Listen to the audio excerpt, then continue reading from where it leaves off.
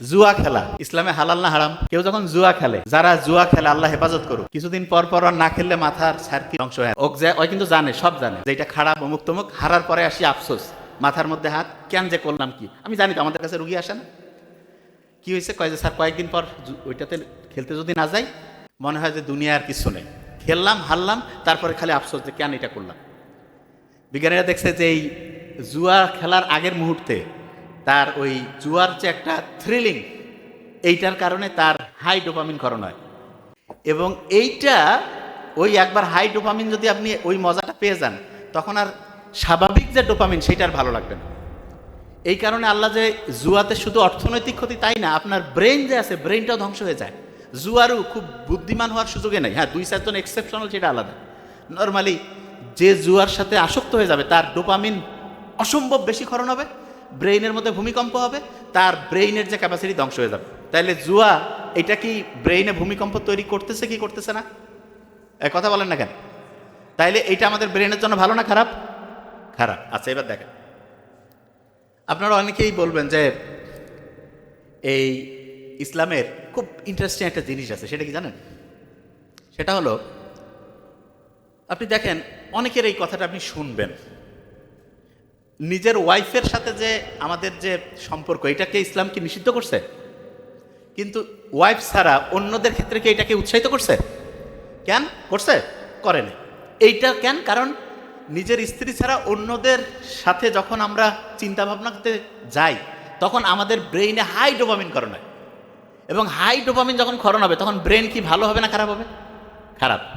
তার মানে যেই জিনিসটা ইসলামে আপনাকে নিষিদ্ধ করছে, এইটা এখন সায়েন্স বুঝতেছে যে এইটা আমাদের জন্য ক্ষতিকর দেখে ইসলাম এটাকে নিষিদ্ধ করছে। আচ্ছা, বুঝাইতে পারছি তো এই জিনিসটা? আচ্ছা, যে জায়গায় আমি ছিলাম, ভিটামিন ডি খেলাছে, তাইলে ওইটা উৎসাহদাতা। দিনের মধ্যে যদি আপনি সকাল 10টা, 10:30 থেকে দুপুর 2:30-3টার মধ্যে যদি 20-25 মিনিট, 15 মিনিট হইলেও হবে, যদি আপনি সূর্যের আলোর নিচে থাকেন, দেখা যাবে আপনার শরীরের মধ্যে যে এই যে এখানে যে কোষগুলো আছে না, এই কোষগুলো থেকে একটা জিনিস তৈরি হবে, যার নাম হচ্ছে মেলাটোনিন। কি নাম বলেন তো? মেলাটোনিন। রাতের বেলাও ওই জিনিসটা তৈরি হয়, দিনেও হয় সূর্যের আলোর মধ্যে মেলাটোনিন, রাতেও হয়। এই মেলাটোনিনটা কি করে জানেন? অসাধারণ কয়েকটা কাজ করে। কি কাজ? আমরা কই না যে ভাই ডিপ্রেশনে আছি, ডিপ্রেশনে পড়লে ডাক্তারের কাছে গেল, কিছু অ্যান্টি ডিপ্রেশন লিখে দিল, টাকা পয়সা দিয়ে খাইলো, ঘুমাচ্ছে। ওই মেলাটোনিন কি করবে জানেন? Natural anti depressant. তার মানেটা কি? আপনি যেই লোকটা ডিপ্রেশনে আছে, তাকে দিনের বেলা সূর্যের আলোতে 20-25 মিনিট ঘুরাইলেন, তার শরীর থেকে মেডিসিন তৈরি হয়ে গেল, মেলাটোনিন। রাতেও সন্ধ্যার পরে, এশার নামাজের পরে সে হচ্ছে যে মোবাইল টোবাইল দেখে লাইট বন্ধ করে থাকলো, মেলাটোনিন তৈরি হইল। এই 2 বেলা তার মেলাটোনিন অ্যান্টি ডিপ্রেসেন্ট ওষুধ, কেমিক্যাল, এইটা শরীরের ফ্যাক্টরি থেকে তৈরি হইল। কোনো টাকা নাই, কোনো সাইড ইফেক্ট নাই, খালি ভালো উপকার। রাতে ঠিকভাবে ঘুম হবে, দিনের বেলা সে টেনশন, ডিপ্রেশন ফ্রি হয়ে গেল। সুবহানাল্লাহ বলবেন না? আচ্ছা, এই যে যেই কোম্পানিগুলো আছে দুনিয়ায়, সবাই যদি এরকম শরীর থেকে ওষুধ বানায় খায়, কোম্পানি চলবে? হ্যাঁ? তাহলে কোম্পানি কি চাবে দেখেন, সিস্টেম বুঝবেন এবার। কোম্পানি চাবে যেভাবে হোক এই লোকগুলো হচ্ছে কোম্পানির ওষুধের এই জায়গায় আনতে হবে, আনলে বিক্রি, বিক্রি হইলে টাকা, টাকা হইলে তো ব্যবসা চলবে, ঠিক না? আচ্ছা দেখেন কোন জায়গা থেকে শুরু করছে এরা। ব্রয়লার মুরগির যে ডিম কারা কারা খান? হাত উঁচু করেন তো। সবাই খায়। আচ্ছা, এবার শুনেন, আমি কিছুদিন আগে ব্রয়লার মুরগি নিয়ে একটা স্পিচ দিয়েছিলাম। কিছু ব্রয়লার মুরগির ব্যবসায়ী বা অন্য কেউ, কি আমি জানি না, ওরা এসে আমাকে অফিস থেকে জানাইছে, ওরা এসে করছে, হ্যাঁ সারিলা কথা কেন করছে, যে আমাদের এটা সরকার খাচ্ছে অমুক তমুক।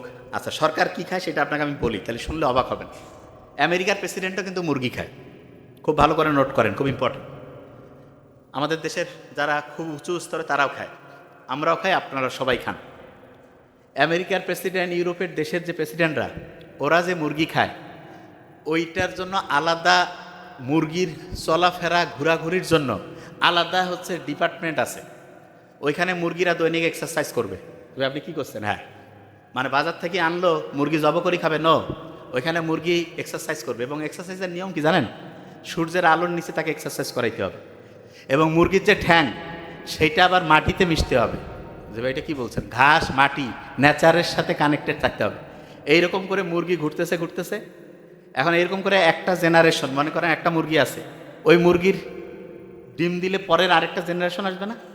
ওই পরের জেনারেশনের যে মুরগি, ওই মুরগি বা তারপরের যে মুরগির বংশধর, সেই মুরগি খাবে। কিছুদিন আগে বোধহয় আপনারা দেখছিলেন না উচ্চ বংশীয় গরু, কিন্তু এটা ভাওতাবাজি। কিন্তু এইটা যেটা বললাম, এটা উচ্চ বংশীয় মুরগি, এটা ঠিক আছে। বুঝতেছেন আমার কথা? যে ভাইয়া এটা কি কারণে করে শুনেন। একটা আচ্ছা আমি আপনাকে বলি, একটা মানুষ আছে, এই যে এইটার মধ্যে যদি আমি ভালো পরিষ্কার পানি রাখি, এটা ভালো, জীবন বাঁচাবে। এইটার মধ্যে যদি আমি ব্যাকটেরিয়া, বিভিন্ন ভাইরাস টাইরাস মিলে কথার কথা যদি আমি পানিটা ঢুকাই, এটা কি জীবন বাঁচাবে না মারবে? আচ্ছা, আমাদের যে মুরগি আছে, এই মুরগিগুলো কিন্তু হচ্ছে বিভিন্ন খাবার খায়। আমি তো জানি, আমার তো বন্ধু বান্ধব সব জায়গায় আছে, আমি তো ব্যাপারটা জানি। আমাদের যে বাংলাদেশে বেশিরভাগ, আমি বলবো না যে 100, এটা আপনি বাছাই করে নিন, বেশিরভাগ ক্ষেত্রে যে বিশেষ করে যে ব্রয়লার মুরগিগুলো আছে, এদের যে খাবারটা খাওয়ায়, এদের কিন্তু আলাদা করে ইঞ্জেকশন দেয় না। অনেকে মনে করে এদের মধ্যে অ্যান্টিবায়োটিক ইঞ্জেকশন দেয় না। কি করে জানেন? ওদের যে পানি খাবার, ওগুলোতে হচ্ছে অ্যান্টিবায়োটিক মিক্সড করে দেয়, এবং ওইটাও খায়। কি কারণে? অ্যান্টিবায়োটিক দিলে আগে, মানে রোগ হওয়ার আগে অ্যান্টিবায়োটিক দিল, এবং এতে যেটা হয়, ওই জিনিসটা আবার আমরা খাই, এবং খাওয়ার পরে আমাদের শরীরে অ্যান্টিবায়োটিক ঠিকভাবে ওই ব্যাকটেরিয়া বা আমাদের কোনো শরীরে যদি জীবাণু ঢুকে, তার সাথে ফাইট করার জন্য যে অ্যান্টিবায়োটিক, সেইটা তখন ঠিকভাবে কাজ করে না। এই সহজভাবে এই জিনিসটাকে সহজ করে বোঝানোর জন্য আপনাকে আমি একটা এক্সাম্পল দিই, তাহলে বুঝতে পারবেন। অ্যান্টিবায়োটিক রেজিস্ট্যান্সকে অনেকে বুঝে না, যে ভাই এটা জিনিসটা কি। এটা খুব ইম্পর্টেন্ট, শুনেন মন দিয়ে, তাহলে বুঝবেন। ধরেন আপনি একটা বাড়ির মালিক, আপনি আপনার একজন কর্মচারীকে বলছেন যে আগামীকালকে তুমি আসো, এসে তুমি কাজ করো। সে আসলো, আসার পরে আপনি বললেন যে দেখো তো কোনো কাজ আছে, দেখে কোনো কাজ নেই। বললো যে কোনো কাজ নেই, আমাকে ডাকছেন, আচ্ছা ঠিক আছে চলে যাও। গেল 3 দিন পরে আবার বলছেন যে একটু আসো তো। আসার আগে সে বললো যে আমাকে কয় দিনের জন্য কাজ দিবেন? বলছে আপনাকে 7 দিনের জন্য কাজ দিব। ও এসে 2 দিন কাজ করছে, করার পরে আপনি দেখতেছেন কাজ টাজ নাই, ও বলতে তুমি চলে যাও, 7 দিন লাগবে না, 2 দিন, 2 দিনের টাকা নিয়ে চলে যাও। এর মেজাজটা একটু কিন্তু খারাপ, যে কিরে ভাই, আমি হচ্ছে যে একবার গেলাম, যে দেখি কাজ নাই, এরপরে 7 দিনের কথা কয়ে 2 দিন কাজ করে আমাকে ফিরাই দিল। এরপরে যখন আপনি তাকে ডাকবেন, এবার কিন্তু সত্যি আপনার মনে করেন যে 7 দিন বা 10 দিনের কাজ আছে, ওই লোকটা কি আর সহজে আসতে চাবে কি চাবে না? এক কথা কন না কেন? চাবে? চাবে না। আচ্ছা এবার দেখেন, এখনও জিনিসটা মাথায় ঢুকে নেই, আমি জানি এবার ঢুকবে। এই যে 2 সারির মধ্যে যারা আছে না, শোনেন, এনারা সব ধরেন ব্যাকটেরিয়া, এরা আমাদের শরীরে ফাইট করে আমাকে অসুস্থ বানাইছে। আমরা ডাক্তারের কাছে আসলাম, আমাদের শরীর ফাইট করে করে পারছে না, ডাক্তার বলতেছে বাহির থেকে সৈন্য পাঠাচ্ছি। সৈন্য কি? একটা অ্যান্টিবায়োটিক দিল, অ্যান্টিবায়োটিকটা খাইলাম। অ্যান্টিবায়োটিক হচ্ছে এক ধরনের বোমা। এইখানে মনে করেন যে 15 জন মরে গেল। আচ্ছা 15 জন যদি একসাথে মরে যায়, বাকি 4-5 জন কি আর চুপ করে থাকবে, নাকি ওই সময় কোনো কিছু করবে? চুপ হয়ে যাবে, যে ভাই কি হইলো, বুঝতে চেষ্টা করবে না? আচ্ছা, তা আপনি ওই 5 জন কিন্তু আছে, কিন্তু 1 ডোজ খাইছেন বা 2 দিন খাইছেন, 4-5 জন বেঁচে আছে, সবগুলো মরছে। তখন আপনি চিন্তা করতেছেন ডাক্তার কইছে 7 দিন খাইতে দেওয়ার, কেন 7 দিন খাবো, আমি তো এখন সুস্থ হয়ে গেছি, না খাইলেও হবে। আচ্ছা, যে 4-5 জন আছে, আপনি চিন্তা করেন, এরা কিন্তু ভাই বাপ নিজের বংশের সব লোক। আপনার বংশের যদি সবাইকে মারি ফেলায়, 2-4 জন যদি বাঁচেন, আপনি চিন্তা করবেন না যে কে আমাকে মারলো? এই জিনিসটা গবেষণা করবেন। গবেষণা করে আপনি ওই যেই জিনিসটা দিয়ে মারছে, সেই জিনিসটা ক্যালকুলেশন করবেন। করে আপনি কি করবেন? যে আমাকে এইটা দিয়ে মারছে, এই গোটাল জিনিসটার বিরুদ্ধে আপনি একটা গোটাল সিকিউরিটি সিস্টেম তৈরি করবেন। করার পরে আপনি কি করবেন? যে ভাই আমার বংশকে ধ্বংস করছে, যে ধ্বংস করেছে তার বংশ ধ্বংস করা লাগবে। কিভাবে? আপনি তখন হচ্ছে আন্দোলনে বের হয়ে গেলেন। ওই এলাকার যত ব্যাকটেরিয়া আছে সবাইকে বলবেন, এই ও কিন্তু এটা দিয়ে আমাদেরকে মারছে ভাই, এই জিনিসটা তোমরা নাও। এটা কি?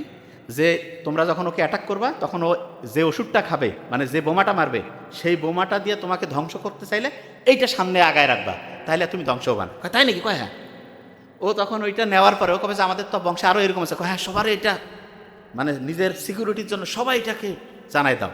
এরকম করে ওই এলাকার যত লক্ষ লক্ষ কোটি কোটি ব্যাকটেরিয়া আছে সবাই জানলো না। জানার পরে মনে করেন ওই ব্যাকটেরিয়া এই নিচে যারা আছে তাদের কাউকে ধরছে। এখন উনি আসি বললো যে ডাক্তারকে, যে স্যার এরকম আমার অসুস্থ, সুস্থ হচ্ছি না। আমি চিন্তা করলাম এর আগে তো এরকম লোক সুস্থ হয়েছে, আমি ওই ওষুধটাই দিলাম। ওরা কিন্তু আগে থেকে রেডি হয়ে আছে, ওষুধ খাইলো 1 ডোজ, কাজ হয় না। তারপরে যে সুস্থ হয়েছে তাকে বলছে, কি দোস্ত তোমার না 1 ডোজে কাজ হয়েছিল? কয় হ্যাঁ। তোর হচ্ছে না? কয় তাহলে ডাবল পরীক্ষা। 2 দিন 3 দিন 7 দিন খাওয়ার পরে কাজ হচ্ছে না। কেন? কারণ যেটা দিয়ে ওকে মারবেন সেইটা টেকনিকটা সে আগেই বের করে ফেলছে। এই কারণে এই যে প্রথমে ধ্বংস হইল পরে ধ্বংস হইল না, বাধা দিল না, এইটাকেই সহজ করে বলে অ্যান্টিবায়োটিক রেজিস্ট্যান্স। কখন হইতে পারে সহজ করে? আপনার শরীরে ধরেন যে কোনো জীবাণু নাই, তখন যদি আপনি খান, এটা তাহলে হইতে পারে, কাজ নাই, ডাকছেন। আরেকটা হচ্ছে যে সবাইকে মারতে হবে, কিছু মারলেন কিছু রাখলেন, তাহলে ওই যারা আছে তারা বাকি সবাইকে সিস্টেমটা বুঝাই দিবে। সিস্টেম যদি বুঝাই দেয় তখন অন্যের শরীরেও যদি আপনি অ্যান্টিবায়োটিক সত্যি সত্যি দেন, ওরা তো আগের থেকে রেডি যে এরকম করে মারবে, আমরা আগের থেকে এরকম করে ধরবো, তাহলে কিন্তু তাদেরকে আর হারানো যাবে না, তখন তারাই জয়ী হয়ে যাবে। বুঝাইতে পারছি আমি কি বলছি? এই যে বেগম খালেদা জিয়া যে মারা গেল, ওনার ফুসফুসের মধ্যে একটা ছত্রাক ফাঙ্গাল ইনফেকশন হয়েছিল, ওইটাকে যে অ্যান্টিবায়োটিক দিয়ে মারবে এরকম কোনো অ্যান্টিবায়োটিক কাজ করতেছিল। এই কারণে ওইটা থেকে ইনফেকশন হয়ে সারা শরীরের মধ্যে রক্তে মিশে গেল, আস্তে আস্তে আস্তে আস্তে ওনার জীবনের একদম মানে শেষ পর্যায় থেকে পৃথিবী থেকে চলে গেল। এটা বুঝাইতে পারছি? আচ্ছা, যে জায়গায় আমি ছিলাম, এই যে ব্রয়লার মুরগি এগুলো 28-30 দিনে বড় করে, বাসায় যদি আপনি নিজে পুষে খান কোনো সমস্যা নেই, কিন্তু বাজার থেকে যেগুলো খাওয়া এগুলো ক্যাডমিয়াম, লেড, সীসা, এগুলো এত ক্ষতিকর, শরীরের রক্তের মধ্যে বিষ মিশায় দেয়। রক্তের মধ্যে যদি বিষ মিশায় দেয়, আপনি চিন্তা করেন তো আপনার রক্ত কি ঠিকভাবে কাজ করবে?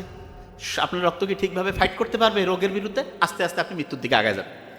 ডিম যেটা আছে, ডিমের ক্ষেত্রে আমি আপনাকে বলি, সব সময় চেষ্টা করবেন দেশি মুরগি, দেশি হাঁস, এগুলোর ডিম খাইতে, এগুলো, অথবা যদি আপনি নিজে বাসায় পেলে খেতে পারেন, বাসায় পুষতেছেন, ওগুলো থেকে সবচেয়ে ভালো হবে।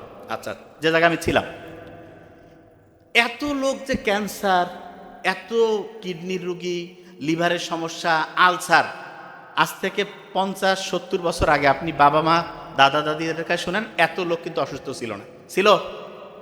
কারণটা কি জানেন? 1 নাম্বার কারণ হচ্ছে খাবার। কি বলেন তো? খাবার।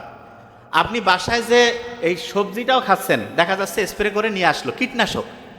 মাছ যেটা আছে সেইটার মধ্যে হচ্ছে দেখা যাচ্ছে যে কীটনাশক, মানে ওই মাছের মধ্যেও কিন্তু সে মিক্সড করে দিচ্ছে একটা ক্ষতিকর কেমিক্যাল, সেইটা আপনি খেয়ে ফেলতেছেন।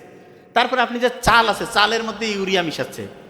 বাজারের যত পচা খাবার আছে সবগুলোর মধ্যে কোনো না কোনো কেমিক্যাল। তাহলে এটা আপনার শরীর কি ভালো করবে না খারাপ করবে? হ্যাঁ, খারাপ করবে। আচ্ছা, তাহলে এগুলো থেকে বাঁচার বুদ্ধিটা কি? সবচেয়ে ভালো বুদ্ধি যেটা আমি মনে করি সেটা কি বলি?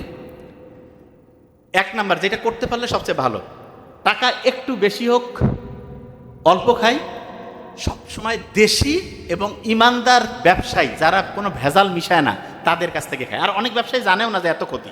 এটা যদি আমরা করতে পারি, আস্তে আস্তে দেখা যাবে যে আমাদের শরীরে জীবাণু ঢুকবে না, বেশি দিন বাঁচবো সুস্থভাবে, অনেক লম্বা সময় ভালোভাবে থাকতে পারবো। করোনা যে আসলো, কোভিড 2020, তখন যে আসলো, একজনের কাছ থেকে সারা দুনিয়া ছড়াই গেছে না?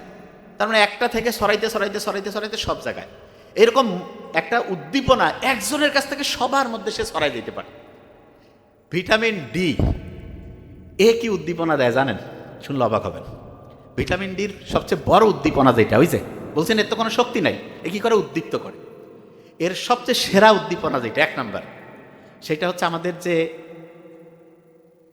টেনশন, অ্যাংজাইটি, ওই যে থাকে না যে ভাই খুব স্ট্রেসের মধ্যে আছি, এইটা কমায়। এটা কি করে? কমায়। তা ভিটামিন ডিটা আমি পাচ্ছি সূর্যের আলো থেকে, আসলো আলট্রাভায়োলেট বি, এইখানে রান্না বান্না হইলো স্কিনে, তারপরে ওইটা চলে গেল কলিজার মধ্যে, কলিজা থেকে কিডনিতে, তৈরি হয়ে গেল ভিটামিন ডি। ওইটার কোনো শক্তি নাই, কিন্তু সে কি করে? উৎসাহদাতা, প্রচণ্ড উৎসাহিত করে। আচ্ছা, এখন একটা ইন্টারেস্টিং জিনিস বলি। আপনার মনে হচ্ছে যে ভাইয়া ঠিক আছে, আমার ভিটামিন ডি তো আছে, ভিটামিন ডিকে কি কেউ আরও বেশি উৎসাহিত করতে পারে? মানে ভিটামিন ডি যে আছে ও তো উৎসাহ দেয়, তাকে আরেকজন আছে যে হচ্ছে সুপার মোটিভেটর, মানে ওর চাইতে বেশি পাওয়ার। কেউ বলতে পারবেন ওই জিনিসটা কি? ভিটামিন ডি কে তাকে উৎসাহিত করে। এনিওয়ান? বলবো? বলি? পানি। এ হচ্ছে সুপার মোটিভেটর। আল্লাহ যে মানুষকে তৈরি করছে, যে জীবন যে তৈরি করছে, কি থেকে? পানি থেকে। বিজ্ঞানীরা যে কোনো জায়গায় যখন জীবন খুঁজে, ওইখানে কি মাইক্রোস্কোপে ঘোষণা মানে দেখে নাকি যে জীবন, বা মাইকিং করে নাকি যে ভাই এখানে জীবন নামে কেউ আছে নাকি? কি করে? পানি খুঁজে। যেখানে পানি আছে সেখানে জীবন আছে।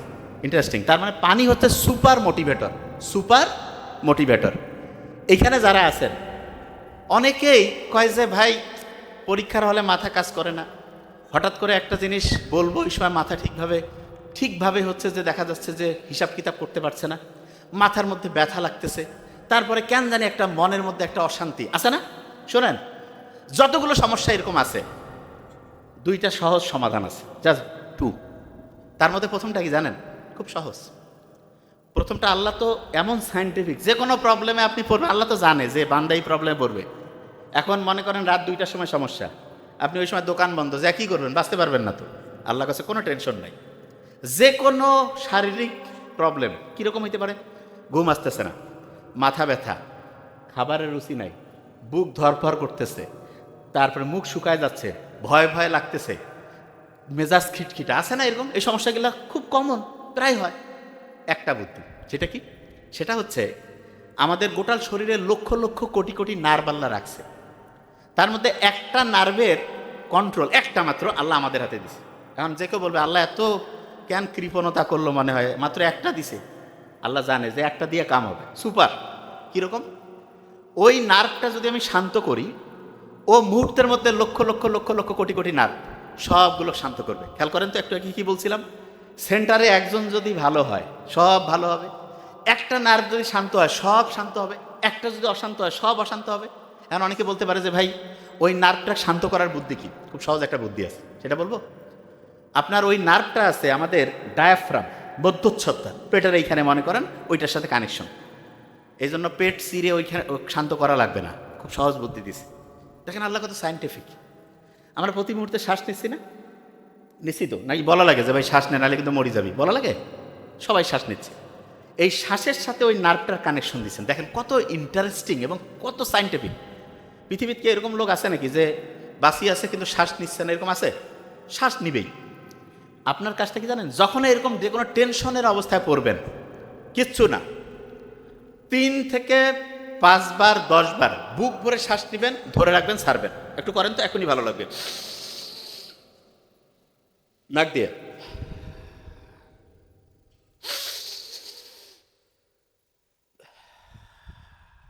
লাভটা কি? ফেরেনিক নার্ভ শান্ত হইল। সে শান্ত হয়ে চুপচাপ বসে থাকবে না, জেন্টেলম্যান সে। সাথে সাথে লক্ষ লক্ষ কোটি কোটি নার্ভকে শান্ত করে ফেলবে। এবং নার্ভগুলো যখন শান্ত হইল, বুক ধরপর কমে গেল, মুখের মধ্যে যে ওই যে মুখ শুকায় গেছিলো সেটা কমে গেল, ঘুমের সমস্যা কমে গেল, মাথা ব্যথা অনেকটা কমবে। তারপরে অনেকের করছে যে মাথা ব্যথা কমতেছে না, কোনো সমস্যা নেই। কুসুম কুসুম গরম পানি, একটু পাহাড়িয়া স্প্রিং সল্ট লবণ দিয়া একটু খেয়ে ফেলেন, দেখবেন ওইটা যে ব্রেইনের মধ্যে কাজ শুরু করে দিবে। কিছুক্ষণের মধ্যে দেখবেন যে আপনার মাথা ব্যথা অনেকটা ইনশাল্লাহ কমে যাবে। ক্লিয়ার? আচ্ছা, এবার দেখেন খুব ইম্পর্টেন্ট জিনিস। দিনের বেলা যদি আমি রোদে যাই, ওইখান থেকে আসলো আল্ট্রাভায়োলেট বি, রান্না হইল, তারপরে গেল কলিজায় মানে লিভার, তারপরে গেল হচ্ছে কিডনি, যে সে কি হয়ে গেল? ওই যে ভিটামিন ডি, যেটা হচ্ছে মোটিভেটর। আচ্ছা, ভিটামিন ডি কে মোটিভেট করতে পারে, উৎসাহিত করতে পারে, কি নাম? পানি। সত্যি করে বলবেন, একদম একটা হিসাব শিখাই দেই, নোট করে রাখেন। 35 কেজি ওজনের জন্য 1 লিটার পানি লাগবে। মানে এটা কি? একজনের ওজন যদি 35 কেজি হয়, তাহলে তার সারাদিনে পানি খাওয়া লাগবে কতটুক? 1 লিটার। 70 কেজি হলে কত? 105 কেজি হলে 3 লিটার। এখন এটার সাথে আপনি ক্যালকুলেশন করবেন, তার মানে পানির হিসাবটা বুঝছেন। এর মধ্যে একটু বলে রাখি, ছেলেদের একটু পানি বেশি খাইতে হয়, মেয়েদের তুলনামূলক একটু কম খাইলে হবে। আচ্ছা, এখানে একটা জিনিস বলে রাখি, অনেকের দেখানো যায় না ইউরিনের সমস্যা, বেশ করে মেয়েদের এটা বেশি হয়। খুব সহজ, বেশি করে পানি খাইতে হবে, এটা 1 নম্বর ট্রিটমেন্ট। মেয়েরা কিন্তু তুলনামূলক যেহেতু ওয়াশরুম সব জায়গায় ব্যবহার করতে পারে না, পানি কম খায়, এই জন্য মেয়েদের অনেকগুলো কারণের মধ্যে একটা বড় কারণ, পানি কম খাওয়ার কারণে ইউরিনের মধ্যে ইনফেকশন হয়। এবং এই ইনফেকশনটা থেকে বাঁচার জন্য পর্যাপ্ত পরিমাণে পানি খাইতে হবে। আরেকটা জিনিস, আমরা ইসলামে যারা, আমরা যখন প্রস্রাব করি তখন কি আমরা বসে করি না দাঁড়ায়? নর্মালি বসে। এখন অনেকে কথা ভাই কী ব্যাপার, আল্লাহ এটা কেন দিল, দাঁড়িয়ে করলে কি হইতো? দেখেন বিজ্ঞানীর অবাক হয়েছে, কেউ যে ক্রমাগত দাঁড়িয়ে প্রস্রাব করে, তখন আমাদের প্রস্রাবের সাথে ক্রমাগত যেটা করতে থাকে, দাঁড়িয়ে দাঁড়িয়ে প্রস্রাব করছে, তখন দেখা যাবে প্রস্রাবের সাথে আস্তে আস্তে প্রোটিন যাবে, যেটাকে মেডিকেলের ভাষায় বলে প্রোটিন ইউরিয়া। তার মানে দাঁড়িয়ে যখন কেউ প্রস্রাব করে ক্রমাগত, তখন আস্তে আস্তে তার প্রস্রাবে প্রোটিন যেতে থাকে, এবং প্রস্রাবে প্রোটিন যাওয়া মানে আস্তে আস্তে তার কিডনির যে ক্যাপাসিটি, সেটা ক্রমাগত দ্রুততার সাথে ধ্বংসের দিকে যাচ্ছে। কিডনি রোগী ভয়ঙ্কর খারাপ, আল্লাহ হেফাজত করুক। ক্যান্সারে মরলে তো একটা একরকম, কিডনি ডায়ালাইসিস, আল্লাহ হেফাজত করুক। কিডনির রোগ থেকে বাঁচার জন্য অনেক তো সিস্টেম আছে, তার মধ্যে একটা গুরুত্বপূর্ণ যে জিনিস, সেটা হলো আপনি দাঁড়িয়ে প্রস্রাব করবেন না। আল্লাহর নিয়ম তো মানলে দেখেন কত লাভ। আপনার হচ্ছে প্রোটিন যাওয়ার যে প্রক্রিয়া সেটা আল্লাহর রহমতে ওইটা থেকে মুক্ত থাকবেন, কিডনির কর্মক্ষমতা ঠিক থাকবে। আচ্ছা, আরেকটা জিনিস, দাঁড়ায় পানি খান কারা কারা? খান নাকি? আলহামদুলিল্লাহ, খাই না। দাঁড়িয়ে পানি না খেয়ে যে আমরা বসে পানি খাই, দাঁড়িয়ে পানি খাইলেও দেখা যায় কিডনির উপরে এটা নেগেটিভ একটা ইম্প্যাক্ট ফেলে। তার মানে ওইটা আমাদের শরীরের জন্য ক্ষতিকর। আমি বিজ্ঞান যতগুলো পড়ছি, যা কিছু বুঝি, আমি অবাক হয়েছি। শুধু কি কারণে জানেন? আল্লাহ আমাদের জন্য যেটা ভালো সেটা আমাদের শরীরের জন্য ভালো দেখে সেইটাকে আল্লাহ করতে উৎসাহিত করছে, আর যেটা আমাদের শরীরের জন্য খারাপ সেটাকে করতে আল্লাহ নিষেধ করছে। অনেকে বলে ভাই এটা কীরকম, এক্সাম্পল দিই। এবার সত্যিটা বলবেন কিন্তু। আচ্ছা, একটা এলাকায় সবাই 4-5 জন মিলে একসাথে হইলেন, সমালোচনা করতে কেমন লাগে? সত্যি কথা কথা, খুব মজা লাগে, ঠিক না? সমালোচনা করলে সবাই খুশি, হ্যাঁ কি হয়েছে রে, কত দেখি। আচ্ছা, ইসলাম এই যে গীবত করা, সমালোচনা, এগুলা কি উৎসাহিত করছে না নিরুৎসাহিত? তো অনেকের মাথায় যে এটা আল্লাহ কেন করলো, শুনেন। এই ব্রেইনের মধ্যে কোনো কারণে যদি ভূমিকম্প হয়, কি হয় বলেন? ভূমিকম্প। তাহলে এটা কি ব্রেনের জন্য ভালো না খারাপ? খারাপ। এই নর্মালি ঢাকায় ভূমিকম্পের ভয় সব পালাইছে না, আর আপনার ব্রেইনে ভূমিকম্প, ব্রেন থেকে পালা যার পাবেন, তাই তো নিজে শেষ। ব্রেইনে যদি ভূমিকম্প হয় তাহলে দেখা যায় যে ব্রেইনের যেই জায়গায় যে যে জিনিস রাখছেন, আচ্ছা আমি সহজ করে বলি, ভূমিকম্প হলে এখানে সব কি এরকম থাকবে না, ওলট পালট হয়ে যাবে? তাই ব্রেইনে আপনি যে যে জিনিস রাখছেন, ভূমিকম্প হইলে কি ওই জায়গায় থাকবে না, ওলট পালট হয়ে ভাঙচুর হয়ে সব ধ্বংস হয়ে যাবে? ধ্বংস হয়ে যাবে না? আচ্ছা, এখন অনেকে যে ভাই ব্রেইনের ভূমিকম্প টের পাবো কি করে, শুনেন, খুব ইম্পর্টেন্ট। ব্রেইনে ভূমিকম্প হয়েছে কিনা এটা বোঝার একটা ইন্টারেস্টিং পয়েন্ট আছে। কি পয়েন্ট? একটা রাসায়নিক উপাদান আছে যার নাম হচ্ছে ডোপামিন। কি নাম? ডোপামিন। খেয়াল থাকবে তো, ডোপামিন। কি নাম? ডোপামিন। ব্রেইনে যদি কোনো কারণে খুব বেশি ডোপামিন বেড়ে যায় তাহলে ব্রেইনে ভূমিকম্প হয়, এবং ব্রেইনে ভূমিকম্প মানেই ব্রেইন ক্ষতিগ্রস্ত হইল, পড়া মনে রাখার ক্যাপাসিটি কমলো, চিন্তা করার দক্ষতা কমলো, ব্রেইনের জন্য খারাপ। বিজ্ঞানীরা অবাক হয়েছে, যখন কেউ সমালোচনা করে, বিভিন্ন বিষয় সম্বন্ধে হচ্ছে অপ্রয়োজনীয় গল্পগুজব করে, তখন ব্রেইনে হাই ডোপামিন করণ হয়, তখন ব্রেইনে ভূমিকম্প হয়। তাই ইসলাম কি সমালোচনা, গীবত এটাকে উৎসাহিত করছে না নিরুৎসাহিত? নিরুৎসাহিত। কেন? কারণ আল্লাহ তো জানে, আল্লাহ বানাইছে না এটা, যে হাই ডোপামিন করণ হবে ব্রেইনের জন্য ক্ষতিকর।